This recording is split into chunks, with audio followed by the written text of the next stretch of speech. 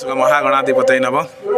संसार जदि बंची से भागवत गीता जोटी भी पाठ हो सी कान बाजुती समस्ते शुणुंट आज आ बहुत आनंद दुख कष्ट दूर हो जाऊँगी। तेणु बोलो ओम नमो भगवते वासुदेवाय। मौसा जड़े आमर डेली पढ़ुं